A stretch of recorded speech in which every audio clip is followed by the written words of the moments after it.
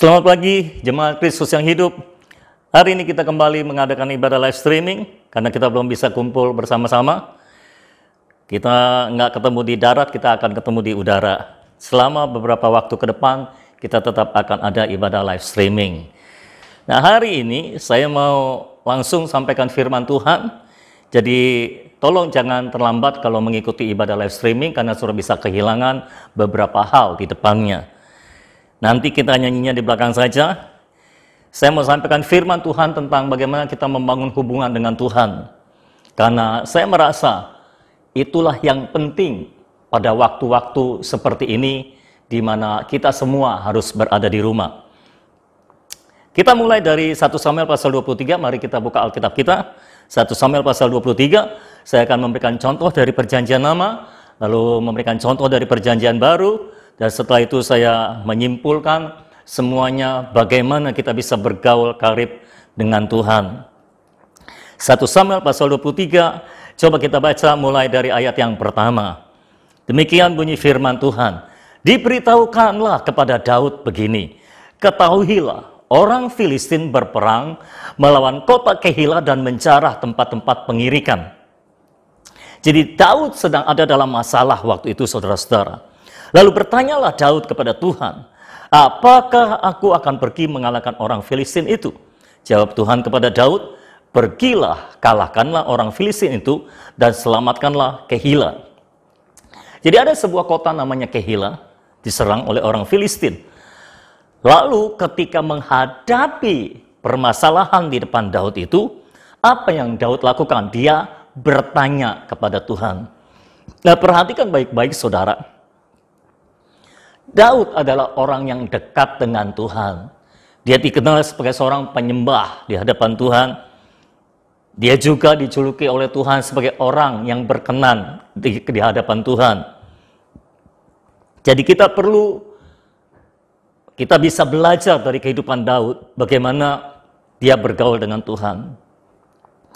Sepanjang yang saya tahu, setiap kali Daud menghadapi permasalahan, setiap kali Daud mau melakukan sesuatu, dia selalu bertanya kepada Tuhan, saudara-saudara. Sama contohnya seperti kejadian di Kehila ini.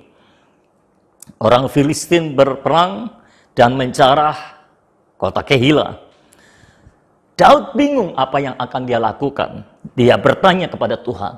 Jadi saat-saat Daud bingung apa yang harus dilakukan, dia bertanya kepada Tuhan. Nah, itulah juga yang harus saudara lakukan. Mungkin di antara saudara ada beberapa orang yang sedang bingung menghadapi semua yang ada di depan kita ini. Cara yang paling aman untuk saudara adalah bertanyalah kepada Tuhan apa yang seharusnya engkau lakukan. Sama seperti Daud. Daud bertanya, apakah aku akan pergi mengalahkan orang Filistin itu? Tuhan menjawab. Jadi perhatikan, kalau saudara bertanya kepada Tuhan, jangan beragu-ragu karena Tuhan pasti menjawabnya. Entahkah Tuhan menjawab dengan jawaban verbal, atau Tuhan bisa juga menjawab dengan langsung bekerja dalam kejadian yang saudara hadapi. Pokoknya akan ada jawaban Tuhan. Percayalah kalau saudara bertanya kepada Tuhan, Tuhan pasti menjawab karena Dia Allah yang baik buat saudara. Jadi Tuhan menjawab Daud, pergilah, kalahkanlah orang Filistin itu, dan selamatkanlah Kehila. Tetapi orang-orang Daud berkata kepadanya, ayat 3, ingatlah, sedangkan di sini di Yehuda, kita sudah dalam ketakutan. Apalagi kalau kita pergi ke Kehila, melawan barisan perang orang Filistin. Jadi waktu itu, Daud sebetulnya ada dalam pengejaran Saul, saudara. Dia diburu-buru untuk dibunuh oleh Saul. Nah, mereka ada dalam ketakutan. Secara logika, orang-orang Daud, prajurit-prajurit Daud berkata, di sini saja kita sudah ada dalam ketakutan. Ngapain kita campur-campur urusan di Kehila melawan barisan orang Filistin? Kita sudah punya masalah di Yehuda. Ngapain kita ke Kehila cari masalah baru? Nanti jadi tambah masalah. Tetapi permasalahannya adalah Daud selalu bergantung kepada Tuhan untuk apa yang akan dia lakukan. Daud nggak peduli dengan situasi dan kondisi yang sedang berlangsung. Pokoknya kalau ada arahan Tuhan, itulah yang dia lakukan. Nah, ada pendapat dari orang-orang Daud. Ingat, mungkin mereka khawatir kalau Daud lupa. Di sini saja kita sedang mengalami ketakutan. Ngapain juga kita harus ke Keila untuk melawan barisan orang Filistin? Menghadapi Saul saja, kita sudah ada dalam ketakutan karena kita diburon oleh Saul. Ngapain kita harus menghadapi orang Filistin lagi? Apa yang Daud lakukan di tengah-tengah masalah itu? Ayat 4, kembali Daud bertanya kepada Tuhan. Lalu bertanya pula lah Daud kepada Tuhan. Maka Tuhan menjawab dia, firman-Nya, bersiaplah, pergilah ke Keila, sebab aku akan menyerahkan orang Filistin itu ke dalam tanganmu. Jadi Daud tanya lagi sama Tuhan, minta konfirmasi. Tuhan, orang-orangku ini berkata, kita jangan pergi ke Keila. Tapi engkau berkata, kita pergi ke Keila, karena engkau akan menyerahkan orang Filistin ke dalam tangan kami. Apalagi yang harus aku lakukan? Tolong beri konfirmasi, apakah aku akan pergi ke Keila atau tidak? Lalu Tuhan memberikan konfirmasi sekali lagi, pergilah ke Keila, aku akan menyerahkan orang Filistin itu ke dalam tanganmu. Berdasarkan suara Tuhan itu, pergilah Daud. Semua orang di sekeliling Daud, semua orang yang mengiringi Daud, prajurit-prajuritnya, jemaat yang ada pada Daud, harus mengikuti suara Tuhan. Itu sebabnya mereka pergi ke Keila dan memang orang Filistin diserahkan ke dalam tangan mereka. Setiap kali Daud menghadapi permasalahan atau apa yang akan dia lakukan, dia tanya kepada Tuhan. Ketika Tuhan bersuara, dia mengikuti suara Tuhan, dia melakukan sesuai dengan arahan yang Tuhan berikan, maka terjadilah kemenangan. Itulah kisah perjalanan hidup Daud. Saya memberikan satu contoh lagi dari kisah Daud, dari 1 Samuel pasal yang ke-30. 1 Samuel pasal 30. Daud pernah mengalami masalah yang sangat berat. Daud pernah mengalami di mana dia terjepit, saudara-saudara. 1 Samuel pasal 30. Judulnya Siklag terbakar. Ini waktu itu Daud tinggal di Siklag bersama semua keluarga dari prajurit-prajuritnya. Ayat 1 mulai. Ketika Daud serta orang-orangnya sampai ke Ziklag pada hari yang ketiga, orang Amalek telah menyerbu tanah Negeb dan Ziklag. Ziklag telah dikalahkan oleh mereka dan dibakar habis. Jadi waktu Daud pergi, orang Amalek menyerang, Ziklag dijarah oleh mereka. Ayat 2, perempuan-perempuan dan semua orang yang ada di sana, tua dan muda, telah ditawan mereka dengan tidak membunuh seorang pun. Mereka menggiring sekaliannya, kemudian meneruskan perjalanannya. Ketika Daud dan orang-orangnya sampai ke kota itu, tampaklah kota itu terbakar habis. Dan istri mereka, serta anak mereka, yang laki-laki dan perempuan telah ditawan. Ayat 4, lalu menangislah Daud dan rakyat yang bersama-sama dengan dia itu dengan nyaring sampai mereka tidak kuat lagi menangis saking sedihnya.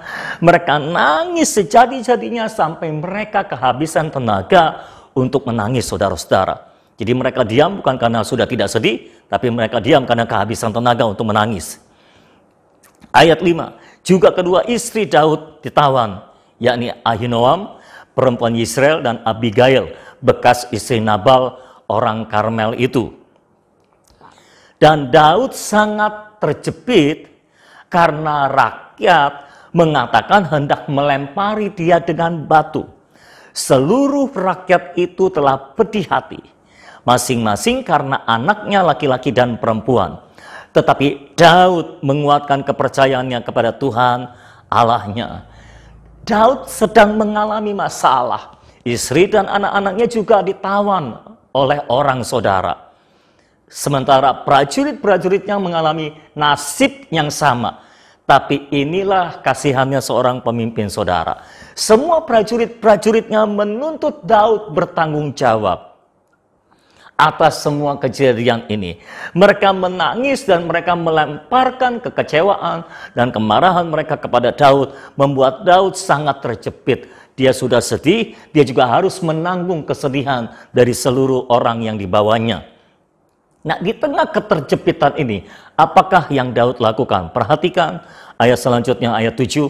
Lalu Daud memberi perintah kepada Imam Abiatar bin Ahimelek, bawalah efod itu kepadaku. Maka Abiatar membawa efod itu kepada Daud. Kemudian bertanyalah Daud kepada Tuhan, katanya, haruskah aku mengejar gerombolan itu? Akan dapatkah mereka kususul? Dan ia berfirman, katanya, kejarlah, sebab sesungguhnya engkau akan dapat menyusul mereka dan melepaskan para tawanan. Di tengah keterjepitannya, kembali Daud mengeluarkan senjatanya, yaitu bertanya kepada Tuhan. Saya dorong setiap saudara untuk memiliki senjata yang sama dengan Daud. Selalu bertanya kepada Tuhan ketika ada dalam situasi yang terjepit. Tanya kepada Tuhan apa yang harus engkau lakukan. Jangan lakukan apa yang engkau pikir betul. Jangan lakukan apa yang engkau pikir baik, lalu akhirnya engkau membabi buta melakukan apa saja yang bisa engkau lakukan. Jauh lebih baik, jauh lebih aman kalau engkau bertanya lebih dahulu kepada Tuhan apa yang seharusnya engkau lakukan. Itu jauh lebih aman, itu jauh lebih baik, saudara-saudara. Kalau saudara bertanya, apa kita bisa bertanya kepada Tuhan dan Tuhan menjawab? Bisa, kenapa tidak? Sadarkah saudara, Daud hidup dalam perjanjian lama, di mana Roh Kudus belum dicurahkan. Yesus juga belum mati dan bangkit. Daud yang hidup dalam masa perjanjian lama saja bisa bertanya kepada Tuhan dan Tuhan menjawab. Apalagi saudara sekarang yang hidup dalam masa anugerah, yang hidup dalam zaman perjanjian baru, di mana Kristus telah mati bagimu, dia juga telah bangkit bagimu, dia telah naik ke sorga dan telah mencurahkan Roh Kudus-Nya. Ada Roh Kristus di dalammu, ada Roh Kudus di dalammu. Jadi engkau bisa bertanya kepada Tuhan dan Tuhan akan menjawabnya. Itu akan menjadi solusi yang terbaik bagi saudara. Dan kalau saudara baca kisah selanjutnya, saya tidak akan baca, saudara baca sendiri di rumah.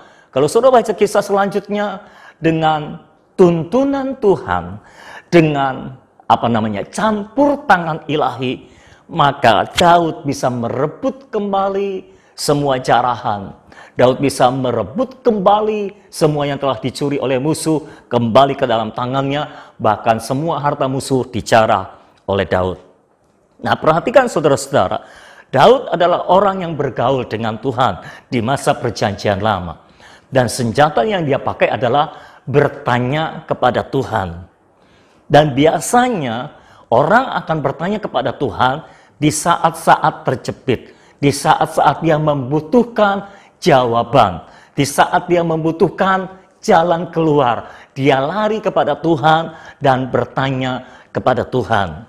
Jadi cara yang pertama untuk saudara bergaul dengan Tuhan, membangun hubungan pribadi dengan Tuhan adalah dengan bertanya.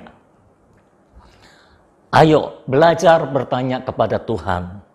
Kalau ada apa-apa, kalau ada bahan pertanyaan, itu adalah bahan untuk saudara bertanya kepada Tuhan. Saudara berkomunikasi dengan Tuhan melalui pertanyaan yang saudara berikan kepada Tuhan. Saudara berkomunikasi dengan Tuhan melalui engkau bertanya kepada Tuhan. Dan dari situ engkau mendapatkan jawaban. Dan dari situ engkau bisa lebih mengenal Tuhanmu, saudara-saudara. Itu di zaman perjanjian lama, di mana kita bisa bertanya kepada Tuhan. Zaman ini kita juga bisa bertanya kepada Tuhan, saudara. Dan Tuhan pasti menjawab. Itu salah satu senjata yang saya pakai dalam kehidupan saya. Ketika saya ada dalam masalah, ketika saya ada dalam keadaan apapun juga, seringkali saya bertanya kepada Tuhan. Kalau saya tidak mengerti akan ayat-ayat firman, kalau saya tidak mengerti satu peristiwa dan kejadian, saya bertanya kepada Tuhan. Memang seringkali kita tidak mendapat jawaban seperti yang kita inginkan. Kita tidak mendengar suara yang audible, yang bisa kita meyakinkan kita bahwa itu suara dari Tuhan. Tidak, itu bukan cara kerja Tuhan juga. Tuhan seringkali menjawab kita dengan jawaban-jawaban yang tak terduga, saudara.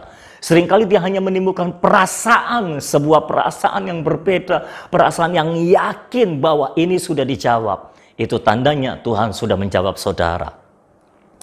Kadang-kadang Tuhan seperti diam saja, tapi tahu-tahu situasi dan kondisi yang ada mengalami perubahan.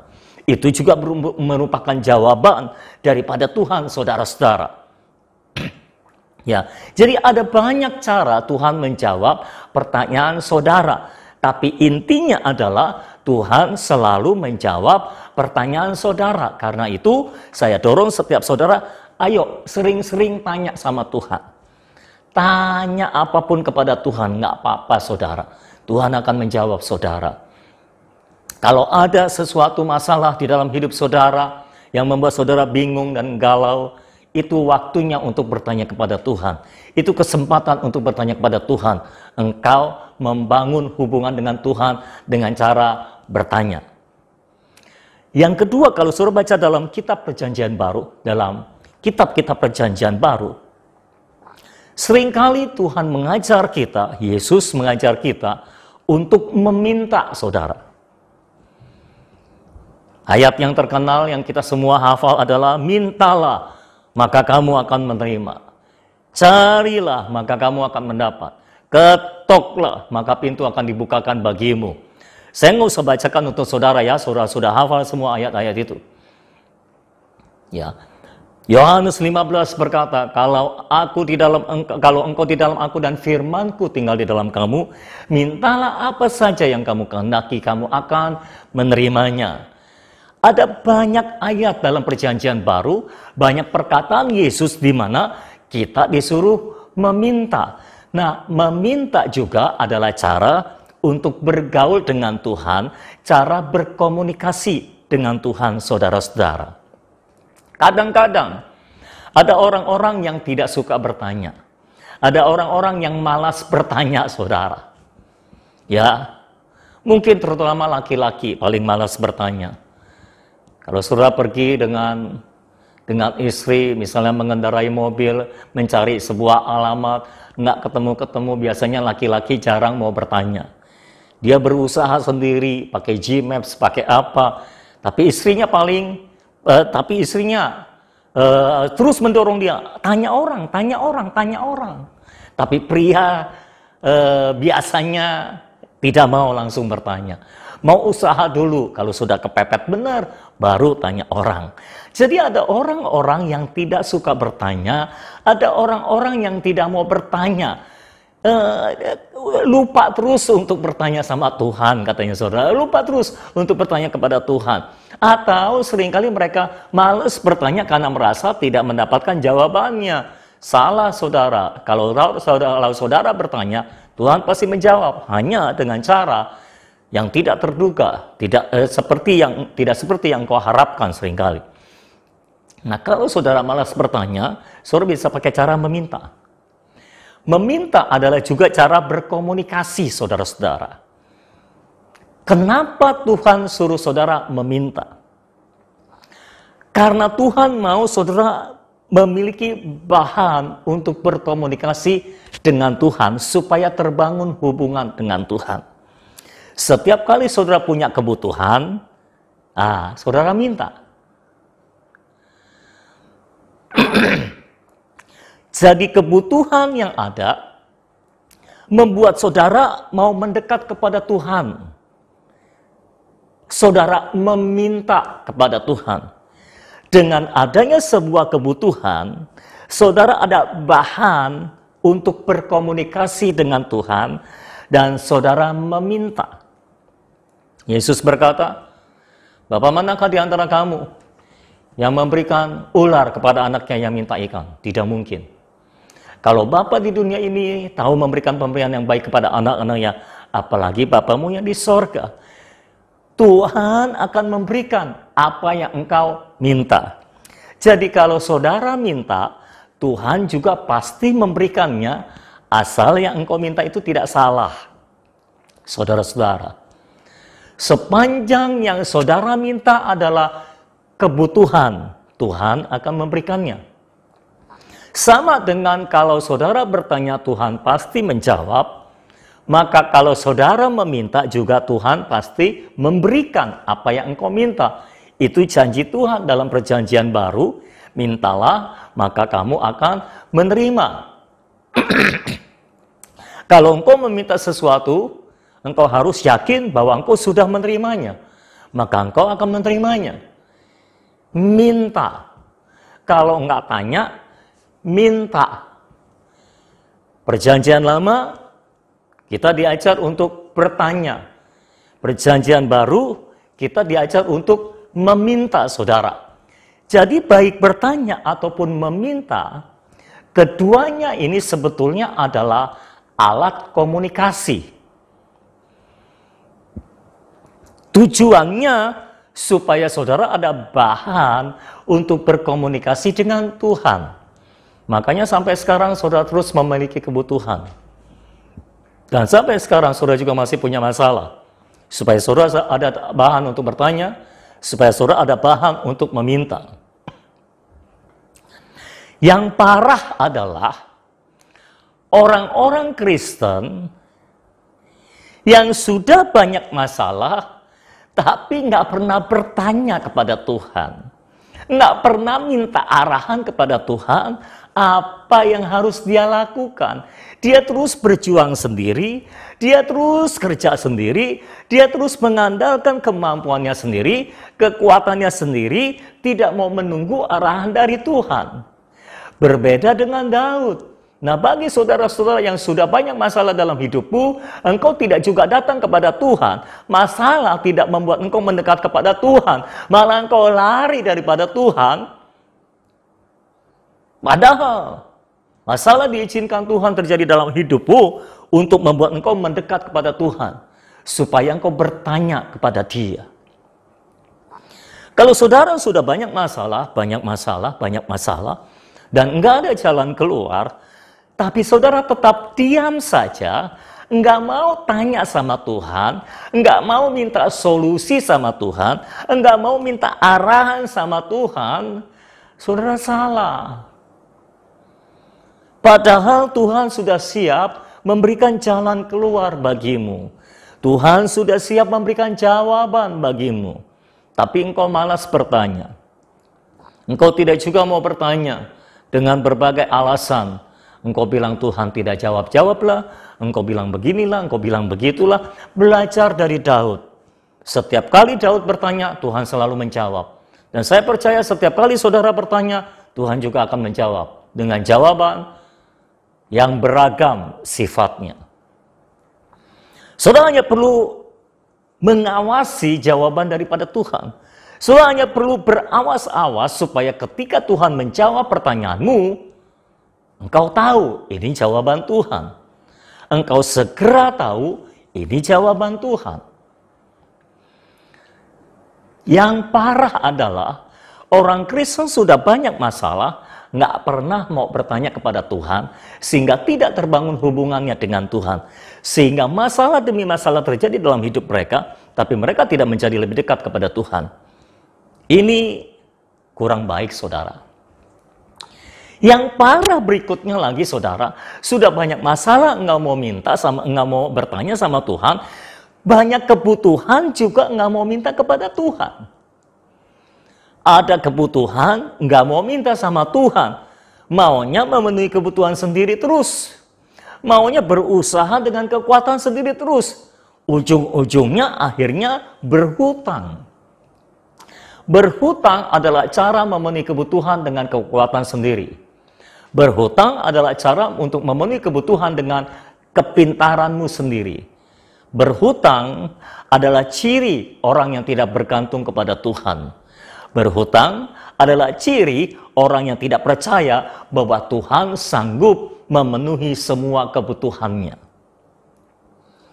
Yang parah adalah saudara-saudara, orang Kristen sudah banyak masalah, nggak mau tanya sama Tuhan.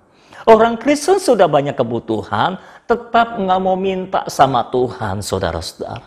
Entah kenapa mereka tidak mau bertanya. Entah kenapa mereka tidak mau meminta, walaupun sudah banyak kebutuhan. Entah apa yang merasuki mereka. Sehingga mereka nggak pernah mau tanya Tuhan, nggak pernah mau minta sama Tuhan. Sehingga akhirnya mereka mencari jalan keluar sendiri, bukan berasal dari Tuhan. Sehingga akhirnya kehidupan mereka tambah kacau, tambah parah keadaan mereka. Bertanya adalah latihan untuk berkomunikasi dengan Tuhan. Meminta adalah cara untuk berkomunikasi dengan Tuhan. Tetapi kalau saudara pelajari, menurut saya, bertanya atau meminta adalah cara berkomunikasi dengan Tuhan di level yang paling bawah, saudara.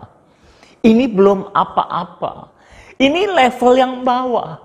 Makanya orang Kristen, kalau nggak mau tanya sama Tuhan, kalau nggak mau minta sama Tuhan, mana bisa terbangun hubungan dengan Tuhan? Padahal ini adalah cara berkomunikasi yang levelnya paling bawah menurut saya. Orang bertanya baru bangun hubungan, orang minta baru bangun hubungan, itu level yang paling bawah, saudara. Itu sama seperti kalau kita punya anak. Anak-anak sekarang itu, anak-anak sekarang itu sibuk dengan gadgetnya sendiri, saudara-saudara. Oh, mereka sibuk dengan dunianya sendiri. Kapan mereka berkomunikasi dengan orang tuanya? Ketika mereka punya pertanyaan. Ketika mereka punya masalah dan masalahnya nggak bisa diselesaikan sendiri, mereka harus tanya kepada orang tua, baru terbangun komunikasi. Sama seperti itulah kita dengan Tuhan. Tuhan kadang-kadang sengaja membiarkan kita ada dalam masalah, supaya kita membangun komunikasi dengan Dia. Supaya kita ada bahan berkomunikasi dengan Dia. Tapi itu level yang masih paling bawah, saudara. Lihat anak-anak sekarang. Kapan mereka berhubungan dengan orang tuanya? Kapan mereka berkomunikasi dengan orang tuanya? Ketika ada kebutuhan, mereka minta. Kalau tidak ada kebutuhan, mereka sibuk dengan gadget mereka. Mereka sibuk dengan dunia mereka sendiri. Kebutuhan yang membuat mereka datang kepada orang tuanya dan minta. Sama seperti itulah orang Kristen. Mengapa seringkali Tuhan membiarkan saudara dengan kebutuhan saudara? Tujuannya adalah supaya saudara datang kepada Dia dan minta kepada Dia semua kebutuhan yang kau butuhkan. Jangan diam saja. Tanyalah, mintalah. Tapi kalau saudara cuma datang sama Tuhan kalau waktu ada masalah untuk bertanya, kalau saudara cuma datang untuk berkomunikasi sama Tuhan, cuma kalau ada kebutuhan untuk meminta kebutuhan saudara, itu level hubungan yang paling bawah, saudara. Tapi lumayanlah masih ada hubungannya. Dibandingkan saudara nggak pernah bertanya, saudara nggak pernah meminta, nggak ada hubungan sama sekali. Tapi kembali saya tegaskan, itu level hubungan yang paling bawah, saudara-saudara. Paling bawah sekali. Lalu apa yang Tuhan inginkan? Sebetulnya, Tuhan ingin memimpin kita pada level hubungan yang lebih lanjut lagi. Setelah kita bertanya, setelah kita meminta, Tuhan ingin kita meningkat dalam hubungan dengan Tuhan. Kita bergaul karib dengan Tuhan. Kita tidak lagi sibuk hanya untuk bertanya dengan Tuhan.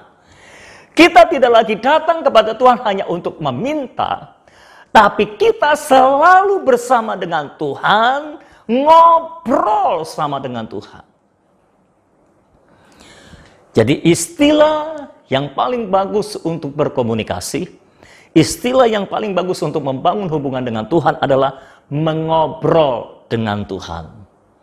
Perjanjian lama, kita bertanya kepada Tuhan. Perjanjian baru, kita meminta kepada Tuhan. Itu juga sebelum Roh Kudus dicurahkan. Tapi setelah Roh Kudus dicurahkan, kita seharusnya bukan cuma meminta, bukan cuma bertanya, tapi mengobrol dengan Tuhan. Kenapa? Karena Tuhan toh selalu ada bersama dengan saudara. Dia adalah Immanuel. Dia beserta dengan kita. Dia bersama dengan kita. Ketika Roh Kudus diberikan, Yesus juga berkata, Roh Kudus akan tinggal di dalam kamu dan akan diam di dalam kamu. Artinya kita terus ada bersama-sama dengan Tuhan, kita terus ada bersama-sama dengan Roh Kudus. Nah, kalau ada orang di sebelah kita nggak ajak dia ngobrol, orangnya nggak betah deket-deket kita, saudara. Contohlah saudara suami dengan istri. Kan komunikasinya ngobrol, saudara. Ngobrolin apa? Apa aja. Cerita-cerita. Mengungkapkan isi hati dan perasaan. Itu bergaul namanya.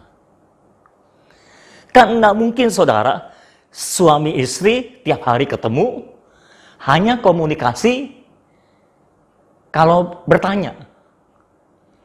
Tapi ada istri-istri yang seperti itu. Ada suami-suami yang kayak gitu. Sepanjang waktu dia nggak ada obrolan dengan suami atau istrinya. Kalau ada pertanyaan baru ngobrol. Jadi sepanjang hari komunikasinya cuma tanya sama minta. Nggak pernah ngobrol. Nggak pernah cerita-cerita. Nggak pernah mengungkapkan isi hati apapun juga, saudara.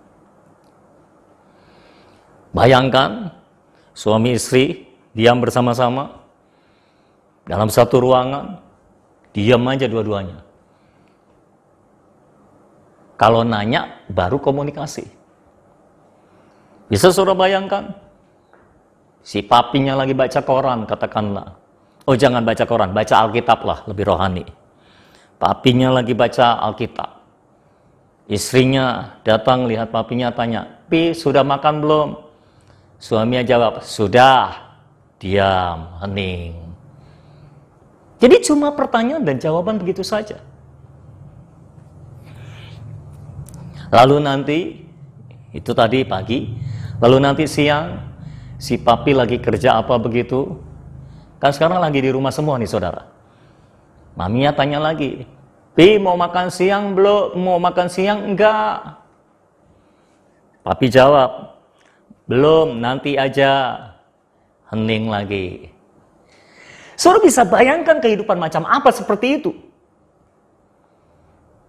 Suami istri nggak ada komunikasi sama sekali. Istrinya sibuk dengan dunia sendiri, suaminya sibuk dengan dunianya sendiri. Nggak pernah ada komunikasi. Komunikasi kalau cuma tanya. Atau kalau cuma minta. Para istri jangan lakukan itu. Jangan cuma datang kepada suami kalau cuma mau minta atau cuma mau tanya. Itu level komunikasi yang paling bawah. Pi, besok anterin saya ya. Pi, tolong ini ya. Pi, tolong itu ya. Cuma minta baru ngobrol sama papinya. Selain itu tidak ada komunikasi. Kehidupan keluarga macam apa itu? Itu tidak baik. Seharusnya ngobrol, saudara. Seharusnya kita bisa saling mencurahkan isi hati. Begitu juga dengan Tuhan. Ayo, saya mau saudara naik ke level yang berikutnya di dalam Tuhan. Jangan cuma tanya, jangan cuma minta, baru ngobrol sama Tuhan. Ayo, kalaupun nggak ada masalah, engkau tetap ngobrol sama Tuhan. Kalaupun nggak ada kebutuhan, engkau tetap ngobrol sama Tuhan. Cerita-cerita sama Tuhan. Anak yang baik membangun komunikasi dengan orang tuanya. Dia cerita apa yang dia alaminya. Pulang dari sekolah, dia cerita sama orang tuanya apa yang nanti alaminya di sekolah. Atau kalau sudah kerja, pulang dari kantor, dia datang ke orang tuanya untuk bangun komunikasi. Dia cerita apa yang terjadi di kantornya.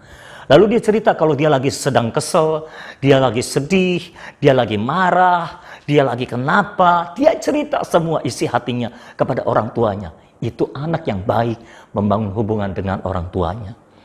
Kalau saudara mau jadi anak yang baik, dan kita bukan sekedar anak bahkan, kita ini mempelai wanitanya Tuhan, istrinya Tuhan. Seharusnya kita membangun hubungan dengan Tuhan. Terus berkomunikasi dengan Dia. Terus ngobrol dengan Dia, saudara-saudara. Bukan cuma kalau ada kebutuhan. Bukan cuma kalau lagi ada masalah baru datang sama Tuhan. Ada masalah, tidak ada masalah, datang sama Tuhan. Ayo katakan, ada masalah atau tidak ada masalah, datang sama Tuhan. Ada kebutuhan atau tidak ada kebutuhan, datang sama Tuhan. Ngapain? Ngobrol.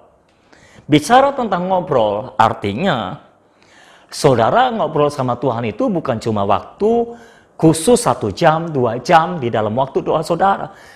Kalau ngobrol artinya setiap waktu saudara ngobrol. Pokoknya ceritanya gini saudara. Saudara seperti sama Tuhan itu kemana-mana perginya sama Tuhan. Kayak suami pergi dengan istri kemana-mana sama istri.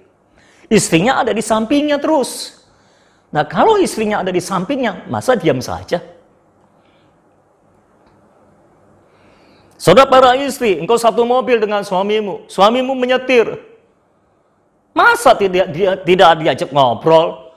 Masa diam saja? Engkau sibuk dengan yang lainnya? Sibuk dengar lagu lah, sibuk apalah. Bangun komunikasi.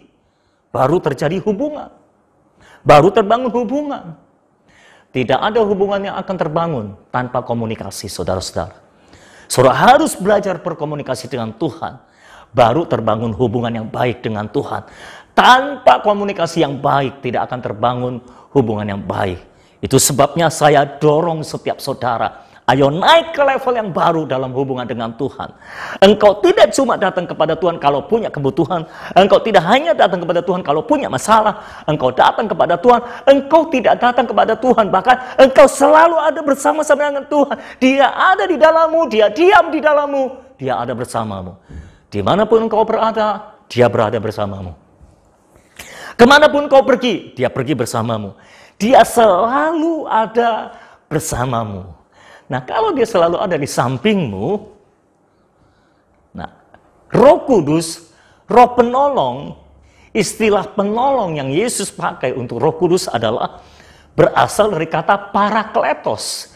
Parakletos, salah satu pengertiannya adalah berada di samping untuk membela kita. Dia selalu berada di samping kita, Dia selalu berada di sisi kita, ajak Dia ngobrol. Dimanapun kau ada, kemanapun kau pergi, ayo ngobrol sama Dia. Istilah rohaninya, bersekutu dengan Dia. Ngobrol, entah saudara mau bertanya, entah saudara mau meminta, entah saudara mau cerita apa saja.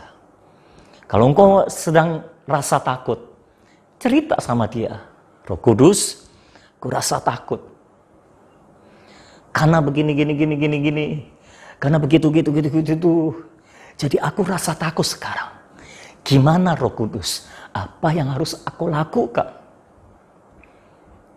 Tolong akulah Roh Kudus. Tolong aku dong Roh Kudus. Beri aku keberanian. Beri aku damai sejahtera. Supaya ketakutan tersingkir dari hidupku. Ngobrol seperti itu. Kalau namanya ngobrol, tidak hanya waktu khusus 1 jam, 2 jam. Itu penting, itu perlu ngobrol. Kadang-kadang kita perlu ngobrol sambil jalan dengan istri kita. Tapi kadang-kadang juga kita perlu mengadakan semacam meeting dengan istri kita, ngobrol yang serius. Dan itulah waktu khusus dengan Roh Kudus. Itulah waktu khusus dengan Tuhan. Waktu khusus harus ada. Karena ada pembicaraan-pembicaraan yang serius kita ngomongin sama Tuhan. Di situ kita memuji Tuhan, kita menyembah Tuhan, kita menerima pewahyuan Roh, kita menerima pewahyuan firman. Tapi selebih daripada itu, jangan putus hubunganmu dengan Tuhan. Karena ada orang-orang yang doa 1 jam, 2 jam, setelah itu tidak ada hubungannya sama Tuhan. Nggak pernah ngobrol sama Tuhan, bahkan dia lupa Tuhan. Cuma pada waktu doa 1 jam, 2 jam dia ingat Tuhan, selebihnya dia lupa Tuhan. Itu juga salah, saudara. Harus seimbang keduanya. Waktu khusus ada, tapi dia di luar waktu khusus, hubungan kita dengan Tuhan terus ada. Terus terkoneksi, tidak pernah terputus, saudara-saudara. Dengan cara demikian, maka hubungan saudara dengan Tuhan terbangun dengan baik. Saya memberikan satu ayat yang terakhir, saudara-saudara. Kejadian pasal 5. Ayat 24. Kejadian pasal 5.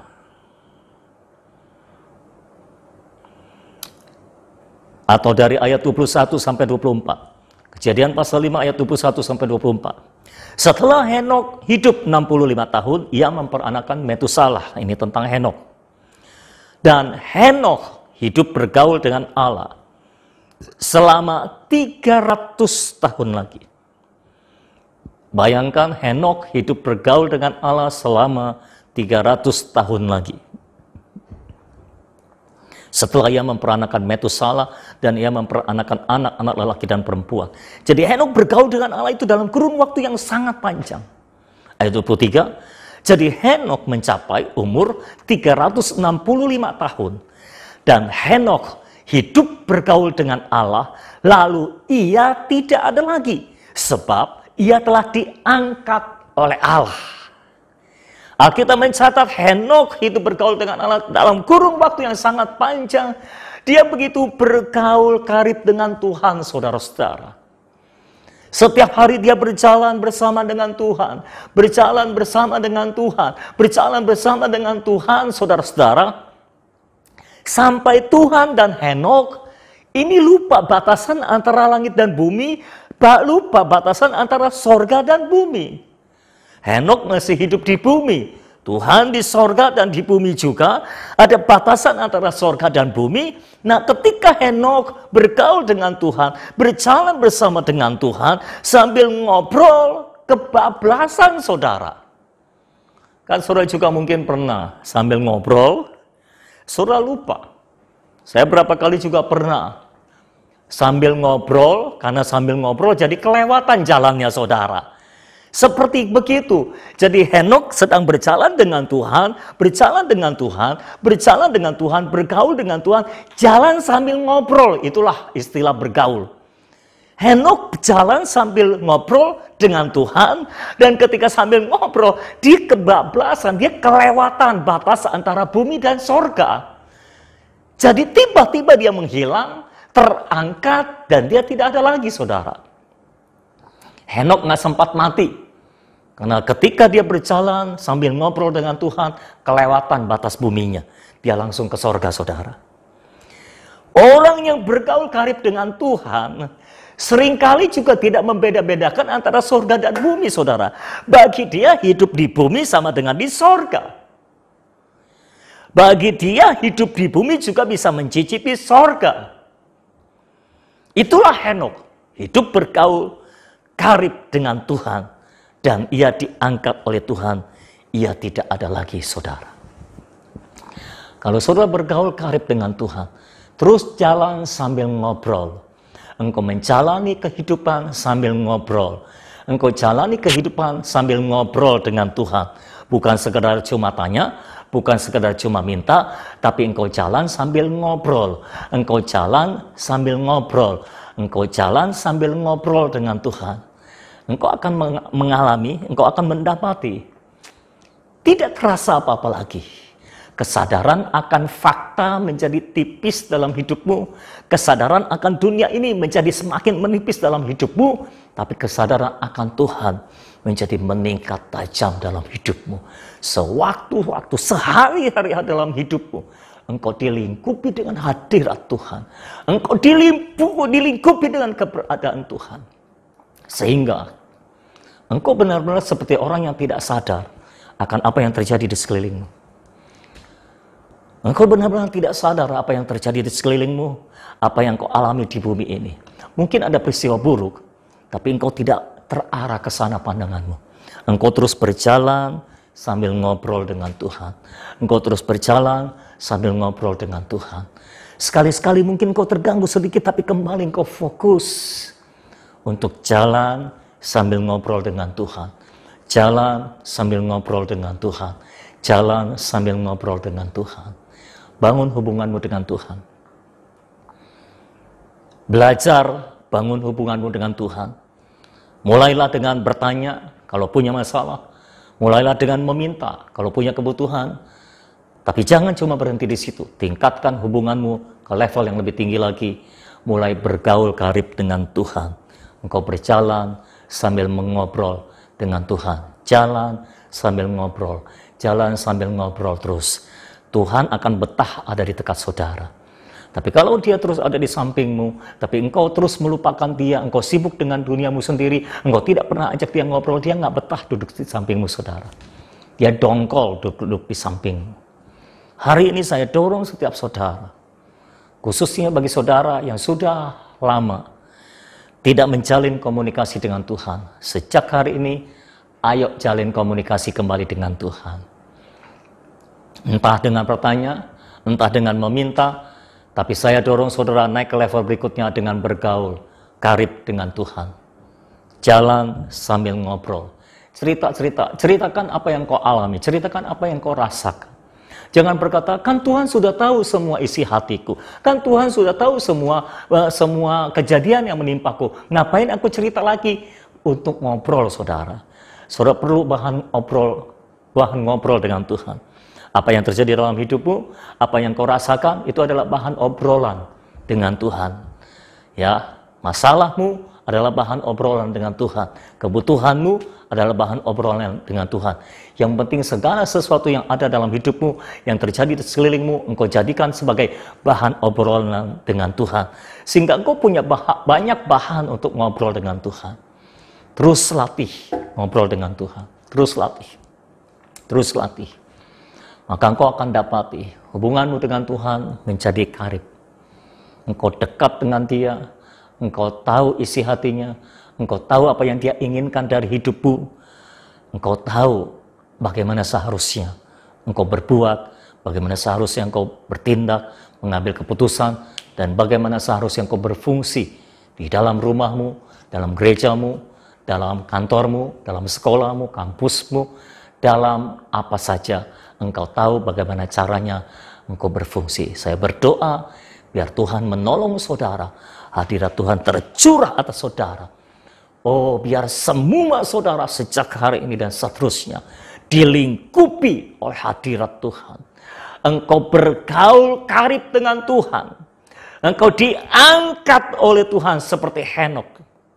Engkau tidak ada lagi di tempat rendah. Engkau diangkat tinggi oleh Tuhan ke tempat-tempat tinggi. Haleluya. Pejamkan matamu, haleluya, haleluya. Berdoa kepada Tuhan. Minta Tuhan tolong saudara. Minta Tuhan tolong kasih. Berikan roh yang ingin bersekutu dengan Tuhan. Berikan roh, kerelaan, kemauan untuk bersekutu dengan Tuhan terus. Haleluya. Haleluya, haleluya. Ku ingin selalu bersekutu denganmu, menikmati hadiratmu, biarkan rohmu tinggal dalam hidupku. Sungguh indah bersamamu, ku ingin selalu bersekutu denganmu, menikmati hadiratmu, biarkan rohmu tinggal dalam hidupku. Sungguh indah bersamamu, ku ingin selalu bersekutu denganmu, menikmati hadiratmu, biarkan rohmu tinggal dalam hidupku. Sungguh indah bersamamu selamanya. Sungguh indah bersamamu selamanya. Sungguh indah bersamamu selamanya. Angkat tanganmu kepada Tuhan, saya mau berdoa buat setiap saudara. Bapa dalam surga, aku membawa setiap orang yang mengikuti live streaming ini. Di dalam nama Yesus, dimanapun mereka berada, siapapun mereka Tuhan. Aku minta Roh Kudus tercurah atas kehidupan mereka. Aku minta jamahan Roh Kudus tercurah atas hidup mereka sekarang. Jamah hati mereka di dalam nama Yesus. Oh, buka hati mereka di dalam nama Yesus. Orang-orang yang sudah jauh daripada Tuhan ditarik kembali untuk mendekat kepada Tuhan. Orang-orang yang hatinya sudah menjauh daripada Tuhan ditarik kembali untuk mendekat kepada Tuhan. Ada panggilan ilahi dalam kehidupanmu. Ada panggilan Roh Kudus dalam kehidupanmu untuk mendekat kembali kepada Tuhan di dalam nama Yesus. Semua, khususnya Jemaat Living Christ, tidak ada lagi kesuaman di dalam kehidupanmu. Ada kedekatan ilahi antara engkau dengan Tuhan di dalam nama Yesus. Oh Bapa, aku minta Engkau bawa mereka mendekat kepadamu Tuhan. Bawa mereka mendekat kepadamu Tuhan. Bawa mereka mendekat kepadamu di dalam nama Yesus. Hati-hati yang sudah mati, hati-hati kobaran roh yang sudah mati, oh Tuhan, Engkau segarkan, Engkau pulihkan di dalam nama Yesus Kristus. Bangkitkan mereka kembali. Roh doa dibangkitkan dalam hidup mereka. Roh kelaparan, kehausan akan Tuhan tercurah kembali dalam kehidupan mereka. Di dalam nama Yesus tercurah kembali dalam hidup mereka Tuhan. Aku berdoa sejak hari ini dan seterusnya, kelaparan, kehausan akan Tuhan terus mendera hidup mereka, terus mencengkram hidup mereka. Mereka akan terus mencari Tuhan, mereka akan terus mencari kebenaran-Mu. Mereka akan terus mencari Engkau, mengejar Engkau sampai mendapatkan Engkau Tuhan. Oh, jadikan kami seperti Henokh Tuhan, yang bergaul karib dengan Tuhan, yang terus berjalan sambil mengobrol dengan Tuhan. Terbangun hubungan kami dengan Engkau Tuhan. Aku berdoa di dalam nama Yesus, biar setiap kami menjadi mempelai wanita yang membangun hubungan yang sejati dengan mempelai pria. Jangan jadikan kami orang-orang yang hanya memanfaatkan kuasa-Mu, orang-orang yang hanya memanfaatkan Engkau untuk memenuhi kebutuhan kami, untuk menjawab persoalan masalah kami Tuhan. Tolong kami menjadi mempelai wanita-Mu yang mau selalu dekat dengan Engkau, yang mau selalu berhubungan dengan Engkau Tuhan, yang mau selalu mengasihi Engkau Tuhan, sejak waktu ini sampai selama-lamanya. Bapak, aku berdoa meteraikan firman-Mu, meteraikan Roh-Mu di dalam kami, meteraikan hubungan kami dengan Engkau. Dan sejak hari ini aku berdoa di dalam nama Yesus, hubungan kami dengan Engkau akan mengalami perbedaan, akan mengalami perubahan yang signifikan di dalam nama Yesus. Tidak ada lagi orang yang hatinya menjauh daripada Tuhan, tapi semua orang hatinya mendekat kepada Tuhan. Dan hanya dekat Allah saja kami tenang. Daripadamulah keselamatan kami Tuhan. Engkau gunung batu keselamatan kami. Engkau kota benteng kami. Kami tidak akan goyah. Terima kasih Tuhan. Terpujilah nama-Mu untuk selama-lamanya. Di dalam nama Yesus kami berdoa. Kami mengucapkan syukur kepadamu Tuhan. Oh, angkat tanganmu sekali lagi. Di dalam nama Yesus, lepaskan berkat-Mu untuk setiap jemaat-Mu Tuhan. Berkat damai sejahtera sukacita-Mu di dalam nama Tuhan Yesus Kristus. Oh, berkat damai sejahtera dari Allah Bapa, kemurahan Tuhan Yesus Kristus dalam persekutuan dengan Roh Kudus menyertai kami semua saat ini sampai baratata Tuhan Yesus datang yang kedua kalinya. Haleluya. Kami terus ada bersama dengan-Mu Tuhan. Dalam nama Yesus kami berdoa. Amin. Amin. Haleluya. Haleluya. Saya berdoa supaya semua saudara menjadi orang-orang yang lebih dekat dengan Tuhan. Jangan pernah jauh dari Tuhan, karena itu akan sangat merugikan. Karena itu akan sangat menghamburkan waktu dan tenaga kita. Kerjakan segala sesuatu bersama dengan Tuhan. Lakukan segala sesuatu bersama dengan Tuhan. Maka segala sesuatu akan menjadi lebih baik. Tuhan adalah Allah yang sanggup mengerjakan segalanya untuk mendatangkan kebaikan bagi kita semua saudara. Dalam masa-masa seperti ini, saya dorong saudara untuk terus mendekat kepada Tuhan, bukan malah menjauh. Pakai waktu-waktu saudara yang banyak di rumah untuk bersekutu dengan Tuhan, supaya Tuhan akan memberikan jawaban buat saudara, menjawab semua kebutuhan saudara, dan Tuhan akan menolong saudara. Haleluya.